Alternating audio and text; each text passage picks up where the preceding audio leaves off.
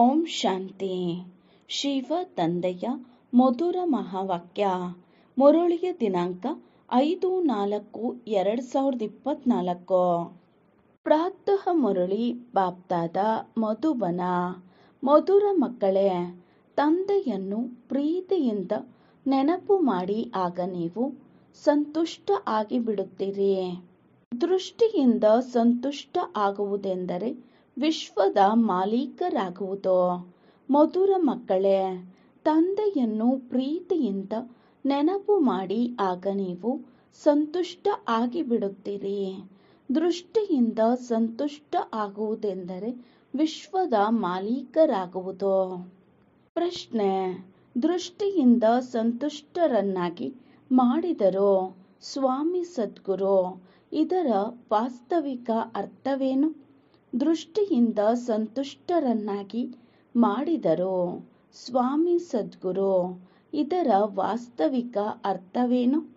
ಉತ್ತರ: ಆತ್ಮಕ್ಕೆ ಯಾವಾಗ ತಂದೆಯ ಮೂಲಕ ಮೂರನೆಯ ಕಣ್ಣು ಪ್ರಾಪ್ತಿ ಆಗುತ್ತದೆ ಮತ್ತು ಆ ನೇತ್ರದಿಂದ ತಂದೆಯನ್ನು ಗುರುತಿಸುತ್ತಾರೆ, ಆಗ ಸಂತುಷ್ಟ ಆಗುತ್ತಾರೆ. ಅರ್ಥಾತ್ ಸದ್ಗತಿ ಸಿಗುತ್ತದೆ. ತಂದೆ ಹೇಳುತ್ತಾರೆ, ಮಕ್ಕಳೇ, ಆತ್ಮಾಭಿಮಾನಿಗಳಾಗಿ ನೀವು ನನ್ನೊಂದಿಗೆ ದೃಷ್ಟಿಯನ್ನು ಇಡಿ, ಅಂದರೆ ನನ್ನನ್ನು ನೆನಪು ಮಾಡಿ. ಅನ್ಯ ಎಲ್ಲ ಸಂಘಗಳನ್ನು ಬಿಟ್ಟು ನನ್ನೊಬ್ಬನ ಸಂಘವನ್ನೇ ಮಾಡಿ. ಆಗ ಕಂಗಾಲರಿಂದ ಸಂತುಷ್ಟರು, ಅಂದರೆ ಸಾಹುಕಾರರಾಗುತ್ತೀರಿ. ಓಂ ಶಾಂತಿ.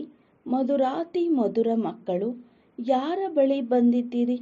ಆತ್ಮೀಯ ತಂದೆಯ ಬಳಿ. ನಾವು ಶಿವ ತಂದೆಯ ಬಳಿ ಬಂದಿದ್ದೇವೆ ಎಂದು ತಿಳಿದುಕೊಳ್ಳುತ್ತೀರಿ. ಶಿವ ತಂದೆಯು ಎಲ್ಲ ಆತ್ಮಗಳ ತಂದೆ ಆಗಿದ್ದಾರೆ ಎಂದು ತಿಳಿದಿದ್ದೀರಿ. ತಂದೆಯು ಸುಪ್ರೀಂ ಶಿಕ್ಷಕರಾಗಿದ್ದಾರೆ ಅಂದಾಗ ಪರಮ ಸದ್ಗುರು ಆಗಿದ್ದಾರೆ ಎಂದು ಇದು ಸಹ ಮಕ್ಕಳಿಗೆ ನಿಶ್ಚಯ ಇರಬೇಕಾಗಿದೆ. ಸುಪ್ರೀಂ ಎಂದರೆ ಪರಂ ಎಂದು ಹೇಳಲಾಗುತ್ತದೆ. ಅವರನ್ನೇ ನೆನಪು ಮಾಡಬೇಕಾಗುತ್ತದೆ. ದೃಷ್ಟಿಯೊಂದಿಗೆ ದೃಷ್ಟಿಯನ್ನು ಜೋಡಿಸಬೇಕಾಗಿದೆ. ಗಾಯನವಿದೆ, ದೃಷ್ಟಿಯಿಂದ ಸಂತುಷ್ಟರಾಗುವುದು ಸ್ವಾಮಿ ಸದ್ಗುರು, ಅದರ ಅರ್ಥ ಬೇಕಾಗಿದೆ. ದೃಷ್ಟಿಯಿಂದ ಸಂತುಷ್ಟತೆ ಯಾರಿಗೆ ಬೇಕು? ಅವಶ್ಯಕವಾಗಿ ಇಡೀ ಪ್ರಪಂಚಕ್ಕೆ ಎಂದು ಹೇಳುವವರು, ಏಕೆಂದರೆ ಸರ್ವರ ಸದ್ಗತಿದಾತ ಆಗಿದ್ದಾರೆ. ಸರ್ವರನ್ನು ಈ ಪ್ರಪಂಚದಿಂದ ಕರೆದೊಯ್ಯುವವರಾಗಿದ್ದಾರೆ. ಈಗ ದೃಷ್ಟಿ ಯಾರದಾಗಿದೆ? ಈ ಕಣ್ಣಿನಿಂದ ಆಗುತ್ತದೆಯೇ? ಇಲ್ಲ, ಜ್ಞಾನದ ಮೂರನೆಯ ನೇತ್ರ ಸಿಗುವುದು. ಇವರು ಎಲ್ಲ ಆತ್ಮಗಳ ತಂದೆಯಾಗಿದ್ದಾರೆ ಎಂದು ಆತ್ಮಕ್ಕೆ ತಿಳಿಯುತ್ತದೆ. ನನ್ನನ್ನು ನೆನಪು ಮಾಡಿ ಎಂದು ಆತ್ಮಗಳಿಗೆ ಸಲಹೆ ನೀಡುತ್ತಾರೆ. ಆತ್ಮಗಳೇ ಪತಿತ ತಮೋ ಪ್ರಧಾನರಾಗಿದ್ದಾರೆ. ಇದು 84ನೇ ಜನ್ಮವಾಗಿದೆ. ಈಗ ನಾಟಕವು ಅವಶ್ಯಕವಾಗಿ ಪೂರ್ಣ ಆಗಲು ಬೇಕು ಎಂದು ಈಗ ತಂದೆಯು ಆತ್ಮಗಳಿಗೆ ತಿಳಿಸುತ್ತಿರುವರು. ಪ್ರತಿ ಕಲ್ಪ ಹಳೆಯದರಿಂದ ಹೊಸದು ಆಗಲೇಬೇಕು, ಹೊಸದರಿಂದ ಹಳೆಯದು ಆಗಲೇಬೇಕು. ಹೆಸರು ಸಹ ಭಿನ್ನವಾಗಿದೆ. ಹೊಸ ಪ್ರಪಂಚದ ಹೆಸರಾಗಿದೆ ಸತ್ಯಯುಗ. ಮೊದಲು ನೀವು ಸತ್ಯಯುಗದಲ್ಲಿ ಇದ್ದೀರಿ. ಪುನಃ ಪುನರ್ಜನ್ಮವನ್ನು ಪಡೆಯುತ್ತಾ 84 ಜನ್ಮಗಳನ್ನು ಪಡೆಯುತ್ತೀರಿ. ಈಗ ನಿಮ್ಮ ಆತ್ಮ ತಮೋ ಪ್ರಧಾನವಾಗಿದೆ. ತಂದೆಯನ್ನು ನೆನಪು ಮಾಡುತ್ತಿದ್ದರೆ ಸಂತೃಪ್ತರಾಗುತ್ತೀರಿ ಎಂದು ತಂದೆಯು ತಿಳಿಸುತ್ತಾರೆ. ನನ್ನನ್ನು ನೆನಪು ಮಾಡಿ ಎಂದು ತಂದೆಯು ಸಮ್ಮುಖದಲ್ಲಿ ತಿಳಿಸುತ್ತಾರೆ. ನಾನು ಯಾರು? ಪರಮಪಿತ ಪರಮಾತ್ಮನಾಗಿದ್ದೇನೆ. ಮಕ್ಕಳೇ, ಆತ್ಮಾಭಿಮಾನಿಗಳಾಗಿ ಮತ್ತೆ ದೇಹದ ಅಭಿಮಾನದಲ್ಲಿ ಬರಬೇಡಿ ಎಂದು ತಂದೆಯು ತಿಳಿಸುತ್ತಾರೆ. ಆತ್ಮಾಭಿಮಾನಿಗಳಾಗಿ ನೀವು ನನ್ನೊಂದಿಗೆ ದೃಷ್ಟಿಯನ್ನು ಜೋಡಿಸಿ, ಆಗ ಸಂತುಷ್ಟರಾಗುತ್ತೀರಿ. ತಂದೆಯನ್ನು ನೆನಪು ಮಾಡುತ್ತಾ ಇರಿ. ಇದರಲ್ಲಿ ಯಾವುದೇ ಕಷ್ಟವಿಲ್ಲ. ಆತ್ಮವೇ ಓದುತ್ತಿದೆ, ಪಾತ್ರವನ್ನು ಅಭಿನಯಿಸುತ್ತಿದೆ. ಎಷ್ಟು ಚಿಕ್ಕದಾಗಿದೆ. ಇಲ್ಲಿಗೆ ಬಂದ ನಂತರ 84 ಜನ್ಮಗಳ ಪಾತ್ರವನ್ನು ಅಭಿನಯಿಸುತ್ತದೆ. ನಂತರ ಅದೇ ಪಾತ್ರವನ್ನು ಪುನರಾವರ್ತಿಸಬೇಕಾಗುತ್ತದೆ. 84 ಜನ್ಮಗಳ ಪಾತ್ರವನ್ನು ಅಭಿನಯಿಸುತ್ತಾ ಆತ್ಮವು ಪತಿತವಾಗಿ ಬಿಟ್ಟಿದೆ. ಆಗ ಆತ್ಮದಲ್ಲಿ ಏನೂ ಶಕ್ತಿ ಇಲ್ಲ, ಸಂತುಷ್ಟತೆ ಇಲ್ಲ, ಕಂಗಾಲ್ ಆಗಿದೆ ಅಂದಾಗ ಪುನಃ ಸಂತುಷ್ಟ ಹೇಗೆ ಮಾಡುವುದು? ಈ ಅಕ್ಷರ ಭಕ್ತಿ ಮಾರ್ಗದ್ದಾಗಿದೆ. ಯಾವುದರ ಬಗ್ಗೆ ತಂದೆಯು ತಿಳಿಸುತ್ತಾರೆ? ವೇದ, ಶಾಸ್ತ್ರ, ಚಿತ್ರ ಮುಂತಾದವುಗಳ ಬಗ್ಗೆಯೂ ತಿಳಿಸುತ್ತಾರೆ. ನೀವು ಈ ಚಿತ್ರಗಳನ್ನು ಶ್ರೀಮತದ ಅನುಸಾರವಾಗಿ ಮಾಡುತ್ತೀರಿ. ಆಸುರಿ ಮತದಂತೆ ಅನೇಕ ಚಿತ್ರಗಳನ್ನು ಮಾಡಿದ್ದಾರೆ. ಅದು ಮಣ್ಣಿನದ್ದು, ಕಲ್ಲಿನದ್ದಾಗಿದೆ. ಅದಕ್ಕೆ ಯಾವುದೇ ವೃತ್ತಾಂತವಿಲ್ಲ. ಇಲ್ಲಂತೂ ತಂದೆಯು ಬಂದು ಮಕ್ಕಳಿಗೆ ತಿಳಿಸುತ್ತಾರೆ, ಭಗವಾನುವಾಚವಿದೆ ಎಂದರೆ ಅವರ ಜ್ಞಾನವಾಯಿತು. ವಿದ್ಯಾರ್ಥಿಗಳಿಗೆ ಇವರು ಇಂತಹ ಶಿಕ್ಷಕರು ಎಂದು ತಿಳಿದಿರುತ್ತದೆ. ಇಲ್ಲಿ ನೀವು ಮಕ್ಕಳಿಗೆ ತಿಳಿದಿದೆ, ಬೇಹದ್ದಿನ ತಂದೆಯು ಒಂದೇ ಬಾರಿ ಬಂದು ಇಂತಹ ವಿಚಿತ್ರವಾದ ವಿದ್ಯೆಯನ್ನು ಓದಿಸುತ್ತಾರೆ. ಈ ವಿದ್ಯೆ ಮತ್ತು ಆ ವಿದ್ಯೆಯಲ್ಲಿ ರಾತ್ರಿ ಹಗಲಿನ ಅಂತರವಿದೆ. ಆ ವಿದ್ಯೆಯನ್ನು ಓದುತ್ತಾ ರಾತ್ರಿಯಾಗಿ ಬಿಡುತ್ತದೆ. ಈ ವಿದ್ಯಾಭ್ಯಾಸದಿಂದ ದಿನದಲ್ಲಿ ಹೋಗುತ್ತೀರಿ.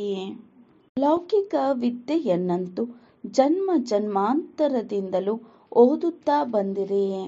ಈ ವಿದ್ಯೆಯಲ್ಲಂತೂ ಯಾವಾಗ ಆತ್ಮವು ಪವಿತ್ರ ಆಗುತ್ತದೋ ಆಗ ಧಾರಣೆ ಆಗುತ್ತದೆ ಎಂದು ತಂದೆಯು ಸ್ಪಷ್ಟವಾಗಿ ತಿಳಿಸುತ್ತಾರೆ.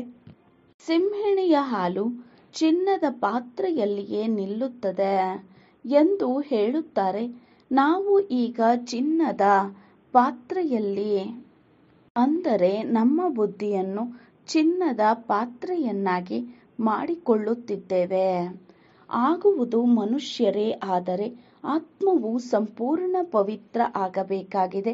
24 ಕ್ಯಾರೆಟ್ ಇದ್ದದ್ದು ಈಗ 9 ಕ್ಯಾರೆಟ್ ಆಗಿಬಿಟ್ಟಿದೆ. ಆತ್ಮದ ಜ್ಯೋತಿಯು ಜಾಗೃತವಾಗಿತ್ತು, ಈಗ ನಂದಿ ಹೋಗಿದೆ.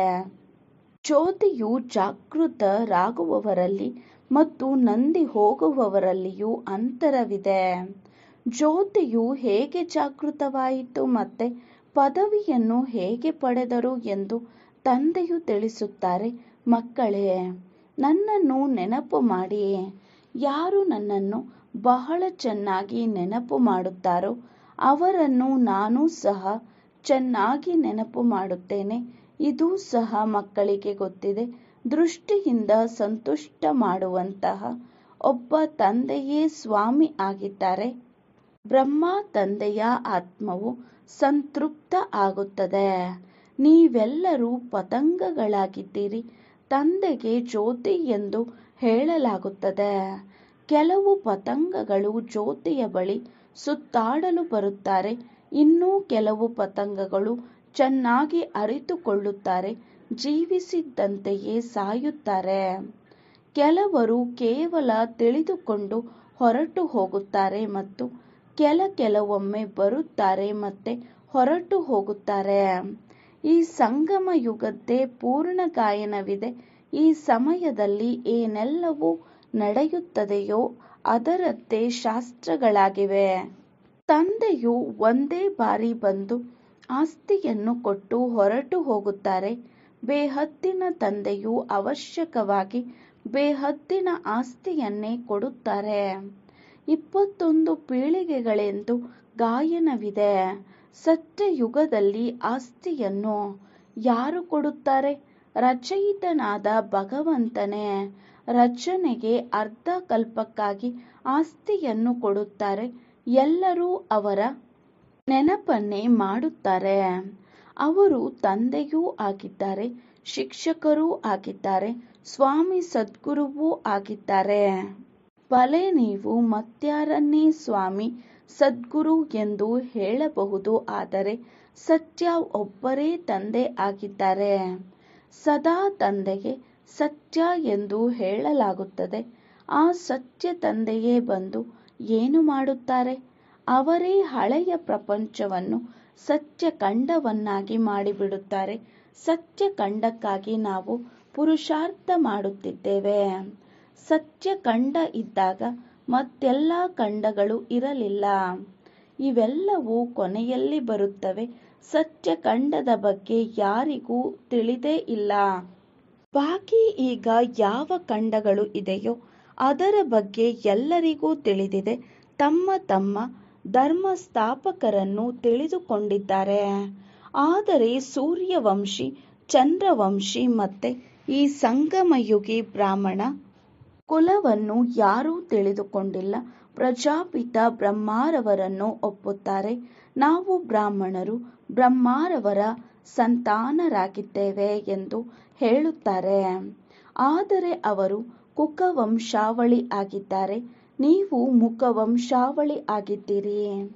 ಅವರು ಅಪವಿತ್ರರಾಗಿದ್ದಾರೆ. ನೀವು ಮುಖವಂಶಾವಳಿಗಳು ಪವಿತ್ರರಾಗಿದ್ದೀರಿ. ನೀವು ಮುಖವಂಶಾವಳಿ ಆಗಿ ಈ ಚೀಚಿ ಪ್ರಪಂಚ ರಾವಣ ರಾಜ್ಯದಿಂದ ಹೊರಟು ಹೋಗುತ್ತೀರಿ. ಸತ್ಯಯುಗದಲ್ಲಿ ರಾವಣ ರಾಜ್ಯವು ಇರುವುದೇ ಇಲ್ಲ. ಈಗ ನೀವು ಹೊಸ ಪ್ರಪಂಚದಲ್ಲಿ ಹೋಗುತ್ತೀರಿ. ಅದಕ್ಕೆ ನಿರ್ವಿಕಾರಿ ಪ್ರಪಂಚವೆಂದು ಹೇಳುತ್ತಾರೆ. ಪ್ರಪಂಚವೇ ಹೊಸದು ಮತ್ತು ಹಳೆಯದಾಗುತ್ತದೆ. ಹೇಗಾಗುತ್ತದೆ ಎಂಬುದನ್ನು ಸಹ ನೀವು ಅರಿತುಕೊಂಡಿದ್ದೀರಿ. ಅನ್ಯ ಯಾರ ಬುದ್ಧಿಯಲ್ಲಿಯೂ ಇಲ್ಲ. ಲಕ್ಷಾಂತರ ವರ್ಷಗಳ ಮಾತಂತೂ ಯಾರೂ ತಿಳಿದುಕೊಳ್ಳಲು ಸಾಧ್ಯವಿಲ್ಲ. ಇದಂತೂ ಸ್ವಲ್ಪ ಸಮಯದ ಮಾತಾಗಿದೆ. ಇದನ್ನು ತಂದೆಯು ಕುಳಿತು ಮಕ್ಕಳಿಗೆ ತಿಳಿಸುತ್ತಾರೆ. ಯಾವಾಗ ವಿಶೇಷವಾಗಿ ಭಾರತದಲ್ಲಿ ಧರ್ಮದ ನಿಂದನೆ ಆಗುವುದೋ ಆಗಲೇ ನಾನು ಬರುತ್ತೇನೆ ಎಂದು ತಂದೆಯು ತಿಳಿಸುತ್ತಾರೆ. ಅನ್ಯ ಜಾಗಗಳಲ್ಲಿ ನಿರಾಕಾರ ಪರಮಾತ್ಮನು ಯಾರಾಗಿದ್ದಾರೆ ಎಂದು ಯಾರಿಗೂ ಗೊತ್ತೇ ಇಲ್ಲ. ದೊಡ್ಡ ದೊಡ್ಡ ಲಿಂಗಗಳನ್ನು ಮಾಡಿಟ್ಟಿದ್ದಾರೆ. ಆತ್ಮದ ಗಾತ್ರವೂ ಸಹ ಚಿಕ್ಕದು, ದೊಡ್ಡದಾಗಿರುವುದಿಲ್ಲ ಎಂದು ಮಕ್ಕಳಿಗೆ ತಿಳಿಸಲಾಗಿದೆ. ಹೇಗೆ ಆತ್ಮವು ಅವಿನಾಶಿ ಆಗಿದೆ, ಹಾಗೆಯೇ ತಂದೆಯೂ ಸಹ ಅವಿನಾಶಿ ಆಗಿದ್ದಾರೆ. ಅವರು ಪರಮಾತ್ಮನಾಗಿದ್ದಾರೆ. ಪರಮ ಅರ್ಥಾತ್ ಸದಾ ಪವಿತ್ರ ನಿರ್ವಿಕಾರಿಗಳು. ನೀವು ಆತ್ಮಗಳೂ ಸಹ ನಿರ್ವಿಕಾರಿಗಳಾಗಿದ್ದೀರಿ. ಪ್ರಪಂಚವು ನಿರ್ವಿಕಾರಿಯಾಗಿತ್ತು. ಅದಕ್ಕೆ ಸಂಪೂರ್ಣ ನಿರ್ವಿಕಾರಿ ಎಂದೇ ಹೇಳಲಾಗುತ್ತದೆ. ಹೊಸ ಪ್ರಪಂಚವು ಪುನಃ ಅವಶ್ಯಕವಾಗಿ ಹಳೆಯದಾಗುತ್ತದೆ. ಕಲೆಗಳು ಕಡಿಮೆ ಆಗುತ್ತಾ ಹೋಗುತ್ತವೆ. 2 ಕಲೆ ಕಡಿಮೆ ಚಂದ್ರವಂಶ ರಾಜ್ಯವಿತ್ತು. ನಂತರ ಪ್ರಪಂಚವು ಹಳೆಯದಾಗುತ್ತಾ ಹೋಯಿತು. ಕೊನೆಗೆ ಮತ್ತೆಲ್ಲ ಖಂಡಗಳು ಬರುತ್ತಾ ಹೋಗುತ್ತವೆ. ಅದನ್ನು ಬೈಪ್ಲಾಟ್ ಎಂದು ಹೇಳುತ್ತಾರೆ. ಆದರೆ ಸೇರ್ಪಡೆ ಆಗಿಬಿಟ್ಟಿದೆ. ಡ್ರಾಮಾನುಸಾರ ಏನಾಗಬೇಕೋ ಅದೇ ಪುನಃ ಪುನರಾವರ್ತನೆ ಆಗುತ್ತದೆ. ಹೇಗೆ ಬೌದ್ಧಿಯರ ಹಿರಿಯರು ಬಂದರು, ಅನೇಕರನ್ನು ಬೌದ್ಧ ಧರ್ಮದಲ್ಲಿ ತೆಗೆದುಕೊಂಡು ಹೋದರು, ಧರ್ಮವನ್ನು ಬದಲಾಯಿಸಿದರು. ಹಿಂದೂಗಳು ತಮ್ಮ ಧರ್ಮವನ್ನು ತಾವೇ ಬದಲಾಯಿಸಿಕೊಂಡಿದ್ದಾರೆ. ಏಕೆಂದರೆ ಕರ್ಮಭ್ರಷ್ಟರಾಗಿರುವುದರಿಂದ ಧರ್ಮಭ್ರಷ್ಟರೂ ಆಗಿದ್ದಾರೆ.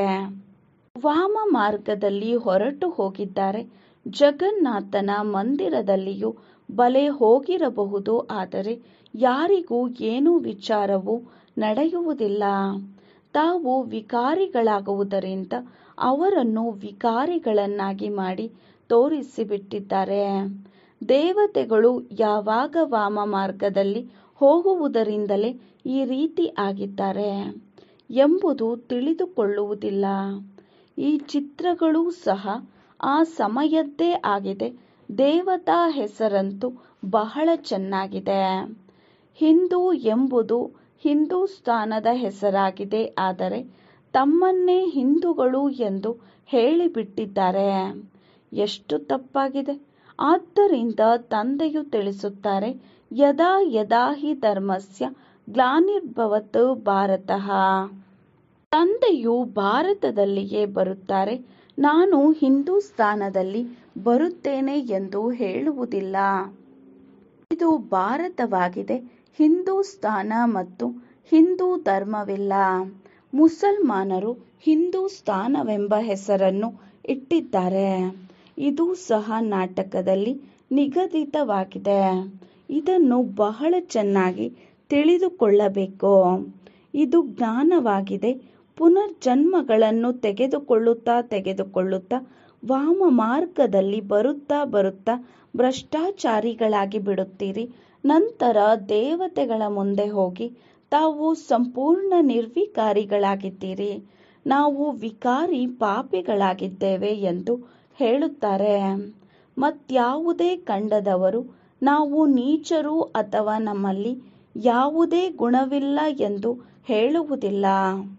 ಈ ರೀತಿ ಹೇಳುವುದನ್ನು ಸಹ ಎಂದೂ ಕೇಳಿರುವುದಿಲ್ಲ. ಸಿಖ್ ಧರ್ಮದವರು ಸಹ ಗ್ರಂಥದ ಮುಂದೆ ಕುಳಿತುಕೊಳ್ಳುತ್ತಾರೆ. ಆದರೆ ತಾವು ನಿರ್ವಿಕಾರಿಗಳು, ನಾವು ವಿಕಾರಿಗಳು ಎಂದು ಎಂದಿಗೂ ಹೇಳುವುದಿಲ್ಲ. ನಾನಕ್ ಪಂಥದವರು ಕಂಕಣವನ್ನು ಕಟ್ಟಿಕೊಳ್ಳುತ್ತಾರೆ.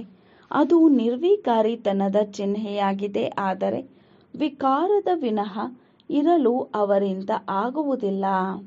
ಸುಳ್ಳು ಚಿಹ್ನೆಗಳನ್ನು ಇಟ್ಟುಬಿಟ್ಟಿದ್ದಾರೆ.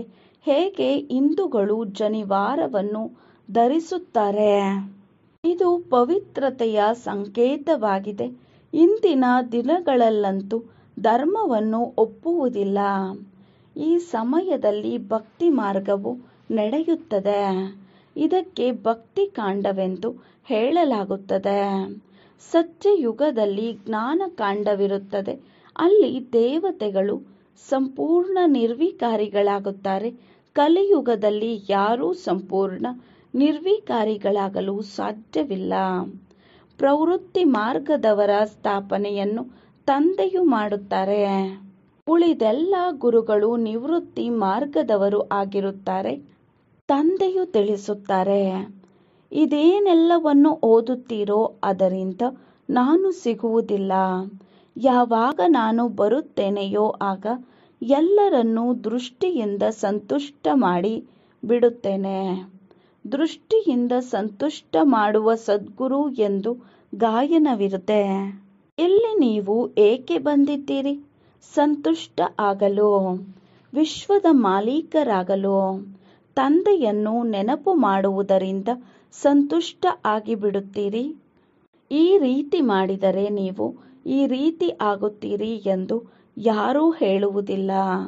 ನೀವು ಈ ರೀತಿ ಆಗಬೇಕು ಎಂದು ತಂದೆಯೇ ಹೇಳುತ್ತಾರೆ. ಈ ಲಕ್ಷ್ಮೀನಾರಾಯಣರು ಹೇಗಾದರು ಯಾರಿಗೂ ಗೊತ್ತಿಲ್ಲ. ನೀವು ಮಕ್ಕಳಿಗೆ ತಂದೆಯು ಎಲ್ಲವನ್ನೂ ತಿಳಿಸುತ್ತಾರೆ.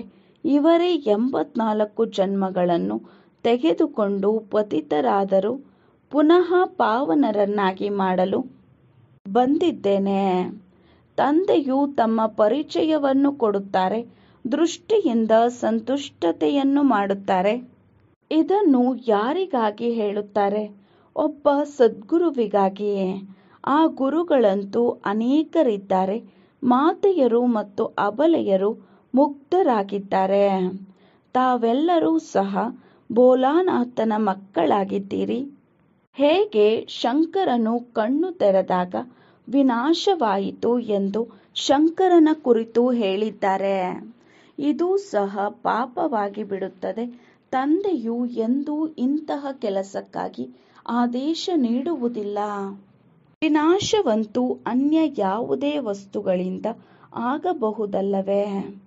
ತಂದೆಯು ಇಂತಹ ಸಲಹೆಯನ್ನು ಕೊಡುತ್ತಾರೆ. ಕಲ್ಯಾಣದ ಸಲಹೆಯನ್ನು ಕೊಡುತ್ತಾರೆ. ಅಕಲ್ಯಾಣದ ಸಲಹೆ ಕೊಡಲು ಸಾಧ್ಯವಿಲ್ಲ. ಇದೆಲ್ಲವನ್ನು ವಿಜ್ಞಾನದವರು ತಯಾರಿಸುತ್ತಾರೆ. ನಾವೇ ನಮ್ಮ ಕುಲದ ವಿನಾಶ ಮಾಡಿಕೊಳ್ಳುತ್ತೇವೆ ಎಂದು ತಿಳಿಯುತ್ತಾರೆ. ಅವರು ಬಂಧಿತರಾಗಿದ್ದಾರೆ. ಅದನ್ನು ಮಾಡದೇ ಇರಲು ಅವರಿಂದ ಆಗುವುದಿಲ್ಲ. ಎಷ್ಟೊಂದು ಹೆಸರು ಬರುತ್ತದೆ, ಚಂದ್ರಗ್ರಹಣ ಇತ್ಯಾದಿಗಳು ನಡೆಯುತ್ತವೆ. ಚಂದ್ರಗ್ರಹದ ಬಳಿಯೂ ಹೋಗುತ್ತಾರೆ, ಆದರೆ ಪ್ರಯೋಜನವೇನೂ ಇಲ್ಲ. ಮಧುರಾತಿ ಮಧುರ ಮಕ್ಕಳೇ, ನೀವು ತಂದೆಯೊಂದಿಗೆ ದೃಷ್ಟಿಯನ್ನು ಇಡಿ ಅಥವಾ ಹೇ ಆತ್ಮಗಳೇ, ನಮ್ಮ ತಂದೆಯನ್ನು ನೆನಪು ಮಾಡಿದರೆ ಸಂತುಷ್ಟ ಆಗಿಬಿಡುತ್ತೀರಿ. ಯಾರು ನನ್ನನ್ನು ನೆನಪು ಮಾಡುತ್ತಾರೋ ಅವರನ್ನು ನಾನೂ ಸಹ ನೆನಪು ಮಾಡುತ್ತೇನೆ. ಆದ್ದರಿಂದ ತಂದೆಯು ತಿಳಿಸುತ್ತಾರೆ, ಯಾರು ನನಗಾಗಿ ಸೇವೆ ಮಾಡುತ್ತಾರೋ ನಾನು ಅವರನ್ನು ನೆನಪು ಮಾಡುತ್ತೇನೆ. ಅದರಿಂದ ಅವರಿಗೆ ಬಲ ಸಿಗುತ್ತದೆ. ನೀವೆಲ್ಲರೂ ಇಲ್ಲಿ ಕುಳಿತಿದ್ದೀರಿ, ಯಾರು ಸಂತುಷ್ಟ ಆಗುತ್ತಾರೋ ಅವರೇ ರಾಜರಾಗುತ್ತಾರೆ. ಮತ್ತೆಲ್ಲ ಸಂಘಗಳನ್ನು ಬಿಟ್ಟು ಒಬ್ಬರ ಸಂಘವನ್ನು ಸೇರುತ್ತೇವೆ ಎಂಬ ಗಾಯನವಿದೆ. ಆ ಒಬ್ಬರು ನಿರಾಕಾರ ಆಗಿದ್ದಾರೆ, ಆತ್ಮವು ನಿರಾಕಾರ ಆಗಿದೆ. ನನ್ನನ್ನು ನೆನಪು ಮಾಡಿ ಎಂದು ತಂದೆಯು ತಿಳಿಸುತ್ತಾರೆ. ಹೇ ಪತಿತ ಪಾವನ ಎಂದು ನೀವು ಸಹ ಹೇಳಿದ್ದೀರಿ. ಅಂದ ಮೇಲೆ ಇದನ್ನು ಯಾರಿಗೆ ಹೇಳಿದ್ದೀರಿ? ಬ್ರಹ್ಮನಿಗೋ, ವಿಷ್ಣುವಿಗೋ ಅಥವಾ ಶಂಕರನಿಗೋ? ಅಲ್ಲ, ಪತಿತ ಪಾವನ ಒಬ್ಬ ತಂದೆಯಾಗಿದ್ದಾರೆ. ಅವರು ಸದಾ ಪಾವನರೇ ಆಗಿದ್ದಾರೆ. ಅವರಿಗೆ ಸರ್ವಶಕ್ತಿವಂತನೆಂದು ಹೇಳಲಾಗುತ್ತದೆ. ತಂದೆಯೇ ಸೃಷ್ಟಿಯ ಆದಿ ಮಧ್ಯ ಅಂತ್ಯದ ಜ್ಞಾನವನ್ನು ತಿಳಿಸುತ್ತಾರೆ ಮತ್ತು ಎಲ್ಲ ಶಾಸ್ತ್ರಗಳನ್ನು ಅರಿತಿದ್ದಾರೆ. ಆ ಸನ್ಯಾಸಿಗಳು ಶಾಸ್ತ್ರಗಳನ್ನು ಓದಿ ಬಿರುದುಗಳನ್ನು ಪಡೆಯುತ್ತಾರೆ. ತಂದೆಗಂತೂ ಮೊದಲೇ ಬಿರುದು ಸಿಕ್ಕಿದೆ, ಅವರು ಓದಿ ಪಡೆಯಬೇಕಾಗಿಲ್ಲ. ಒಳ್ಳೆಯದು. ಮಧುರಾತಿ ಮಧುರ ಅಗಲೆ ಮರಳಿ ಸಿಕ್ಕಿರುವಂತಹ ಮಕ್ಕಳಿಗೆ ಪ್ರೀತಿಯ ಮಾತಾಪಿತಾ ಬಾಪ್ದಾದರವರ ನೆನಪು, ಪ್ರೀತಿ ಹಾಗೂ ಸುಪ್ರಭಾತ. ಆತ್ಮೀಯ ಮಕ್ಕಳಿಗೆ ಆತ್ಮೀಯ ತಂದೆಯ ನಮಸ್ತೆ. ನಾವು ಆತ್ಮೀಯ ಮಕ್ಕಳ ಆತ್ಮೀಯ ತಂದೆಗೆ ನಮಸ್ತೆ ನಮಸ್ತೆ ನಮಸ್ತೆ. ಧಾರಣೆಗಾಗಿ ಮುಖ್ಯ ಸಾರ. ಫಸ್ಟ್ ಪಾಯಿಂಟ್, ಜ್ಯೋತಿಯ ಮೇಲೆ ಜೀವಿಸಿದ್ದಂತೆಯೇ ಸಾಯುವ ಪತಂಗಗಳಾಗಬೇಕಾಗಿದೆ. ಕೇವಲ ಪ್ರದಕ್ಷಿಣೆ ಹಾಕಿ ಹೊರಟು ಹೋಗುವವರಲ್ಲ. ಈಶ್ವರೀಯ ವಿದ್ಯೆಯನ್ನು ಧಾರಣೆ ಮಾಡಲು ಬುದ್ಧಿಯನ್ನು ಸಂಪೂರ್ಣ ಪಾವನ ಮಾಡಿಕೊಳ್ಳಬೇಕಾಗಿದೆ. ಸೆಕೆಂಡ್ ಪಾಯಿಂಟ್, ಮತ್ತೆಲ್ಲ ಸಂಘಗಳನ್ನು ಬಿಟ್ಟು ತಂದೆಯ ಸಂಘದಲ್ಲಿ ಇರಬೇಕಾಗಿದೆ. ಒಬ್ಬ ತಂದೆಯ ನೆನಪಿನಿಂದ ಸ್ವಯಂ ತನ್ನನ್ನು ಸಂತುಷ್ಟ ಮಾಡಿಕೊಳ್ಳಬೇಕು. ವರದಾನ: ಹೃದಯದ ಪರಿಶೀಲನೆಯಿಂದ ದಿಲಾರಾಮನ ಆಶೀರ್ವಾದ ಪ್ರಾಪ್ತಿ ಮಾಡಿಕೊಳ್ಳುವಂತಹ ಸ್ವಪರಿವರ್ತಕ ಭವ. ಹೃದಯದ ಪರಿಶೀಲನೆಯಿಂದ ದಿಲಾರಾಮನ ಆಶೀರ್ವಾದ ಪ್ರಾಪ್ತಿ ಮಾಡಿಕೊಳ್ಳುವಂತಹ ಸ್ವಪರಿವರ್ತಕರಾಗಿ.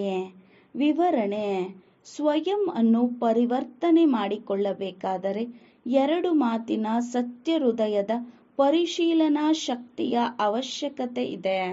ಮೊದಲನೆಯದು ತನ್ನ ಬಲಹೀನತೆಯ ಪರಿಶೀಲನೆ. ಎರಡನೆಯದು ಏನು ಪರಿಸ್ಥಿತಿ ಅಥವಾ ವ್ಯಕ್ತಿ ನಿಮಿತ್ತರಾಗಿರುತ್ತಾರೆ ಅವರ ಇಚ್ಛೆ ಮತ್ತು ಅವರ ಮನಸ್ಸಿನ ಭಾವನೆಯ ಪರಿಶೀಲನೆ. ಪರಿಸ್ಥಿತಿಯ ಪೇಪರ್ನ ಕಾರಣವನ್ನು ತಿಳಿದು ಸ್ವಯಂನಲ್ಲಿ ಪಾಸ್ ಆಗುವ ಶ್ರೇಷ್ಠ ಸ್ವರೂಪದ ಪರಿಶೀಲನೆ ಇದ್ದಲ್ಲಿ ಸ್ವಸ್ಥಿತಿ ಶ್ರೇಷ್ಠವಾಗಿದೆ, ಪರಿಸ್ಥಿತಿ ಪೇಪರ್ ಆಗಿದೆ. ಈ ಪರಿಶೀಲನೆ ಸಹಜವಾಗಿ ಪರಿವರ್ತನೆ ಮಾಡಿಸುವುದು ಮತ್ತು ಸತ್ಯ ಹೃದಯದ ಪರಿಶೀಲನೆ ಮಾಡಿದಾಗ ದಿಲಾರಾಮನ ಆಶೀರ್ವಾದ ಪ್ರಾಪ್ತಿಯಾಗುವುದು. ಸ್ಲೋಗನ್: ವಾರಿಸ್ ಇವರೇ ಆಗಿದ್ದಾರೆ. ಯಾರು ಎವರೆಡಿಯಾಗಿ ಎಲ್ಲ ಕಾರ್ಯದಲ್ಲಿಯೂ ಜಿ ಹಾಜಿರ್ ಅಂದರೆ ಜಿ ಹಜೂರ್ ಹಾಜಿರ್ ಎನ್ನುತ್ತಾರೆ ಅವರು ವಾರಿಸ್ ಇವರೇ ಆಗಿದ್ದಾರೆ. ಯಾರು ಎವರೆಡಿಯಾಗಿ ಎಲ್ಲ ಕಾರ್ಯದಲ್ಲಿಯೂ ಆಗಲಿ ಪ್ರಭು ಎಂದು ಹೇಳುತ್ತಾರೆ ಅವರು ಓಂ ಶಾಂತಿ.